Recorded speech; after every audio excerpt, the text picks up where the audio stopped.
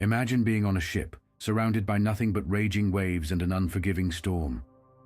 You've worked your entire life for this cargo. It's your livelihood, your fortune. And in one swift moment, it's gone. How would you react? Would you despair, rage against fate, or would you remain calm? This is the story of Zeno of Citium, a man who, after losing everything, founded one of the most transformative philosophies in history, Stoicism. The year is 300 BCE. Zeno, a wealthy merchant from Cyprus, finds himself in Athens, stranded and broke after a shipwreck destroyed his fortune. Seeking solace, he wandered into a bookstore, picked up a copy of Xenophon's Memorabilia, and was instantly captivated by the philosophy of Socrates. He turned to the bookseller and asked, "Where can I find a man like this?" The bookseller pointed to crates of Thebes, a cynic philosopher nearby. And so began Zeno's journey into philosophy, a journey that would lead him to create a school of thought that still influences us today. Zeno's philosophy wasn't just for scholars or elites. He believed philosophy was for everyone, slave or emperor, man or woman. Stoicism was born here, in the public squares of Athens, where Zeno and his followers gathered under the Stoa Poikila, or painted porch.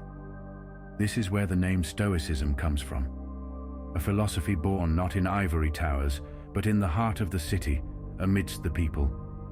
Over the centuries, Stoicism grew. Its teachings were expanded by philosophers like Cleanthes, Chrysippus, and later by towering figures such as Epictetus, Seneca, and Marcus Aurelius. Each brought their own perspective. Epictetus, a former slave, emphasized the freedom that comes from controlling your mind. Seneca, an advisor to emperors, showed how Stoicism could guide us through wealth, power, and adversity. Marcus Aurelius, the philosopher king, left behind Meditations, a personal diary that's become a timeless guide to resilience and virtue. At its core, Stoicism is about one thing: control, or rather, understanding what we can and cannot control. This principle, known as the dichotomy of control, is the foundation of Stoic thought. As Epictetus famously said, some things are up to us and some things are not. What's up to us? Our thoughts, our actions, our choices. What's not? Everything else, other people's opinions, the weather, even the outcomes of our efforts. By focusing only on what we can control, Stoicism teaches us to let go of anxiety, anger, and despair. Fast forward to today. In our world of constant distractions, overwhelming responsibilities, and unexpected challenges, Stoicism feels more relevant than ever. Imagine facing rejection at work, dealing with a breakup, or losing something you value. Instead of spiraling, a Stoic asks, "What can I control in this situation?"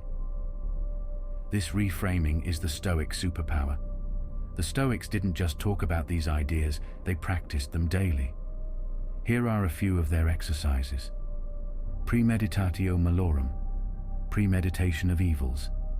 Picture the worst-case scenario, not to dwell on it, but to prepare yourself. Voluntary discomfort. Sleep on the floor, skip a meal, or take a cold shower. By exposing yourself to discomfort, you learn resilience. Daily reflection.